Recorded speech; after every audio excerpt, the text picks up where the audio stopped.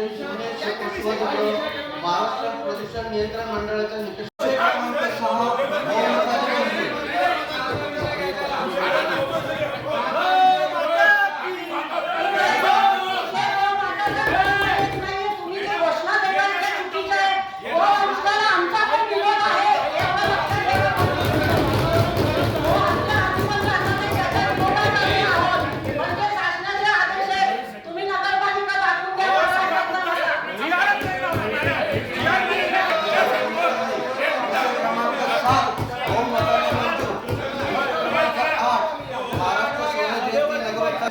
करिता विकास कामे प्रस्तावित करण्याबाबत विचार करणे।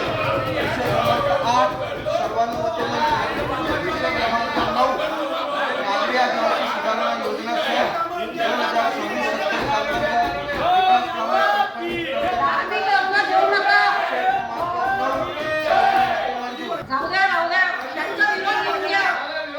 कामे सभेत विषय क्रमांक 6 जो बंद पडलेला कत्तलखाना आहे त्या दुरुस्तीच्या नावाखाली हा कत्तलखाना सुरू करण्याचा प्रयत्न या सत्ताधाऱ्यांचा आहे।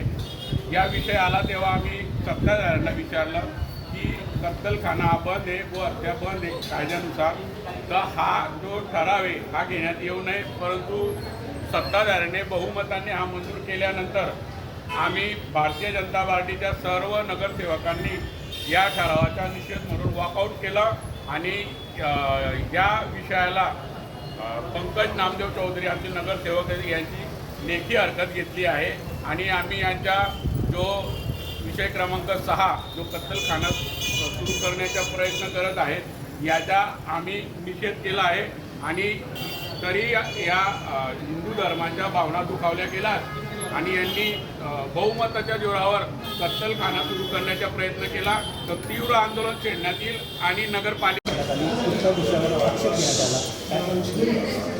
पण सगळे होताच त्या सभागृहात सगळे विषय एकूण 12 विषय होते आमचे, पण 6व्या विषयाला विरोधकांनी सभात्याग केला। त्याच्यानंतर सर्वानुमते सगळे विषय मंजूर झाले।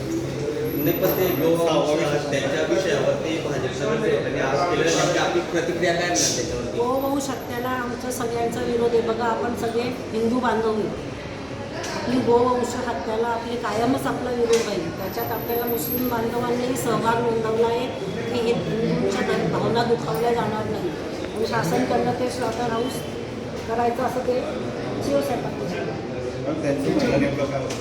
त्यांचं म्हणणं म्हणजे पूर्ण बंदच करायला पाहिजे, तर महाराष्ट्रात कुठे बंद हे त्यांनी आम्हाला दाखवलं।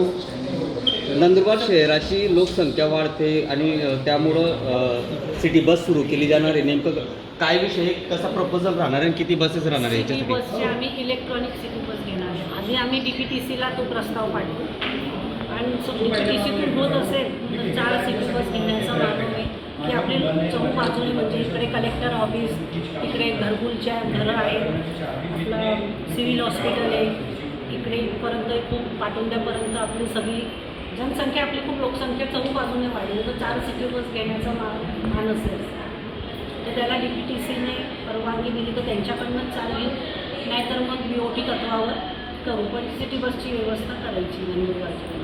शहरात जर सिटी बस सुरू झाली तर नेमकी याचा काय फायदा आणि किती लोकांना होऊ शकतो, काय अंदाज आहे?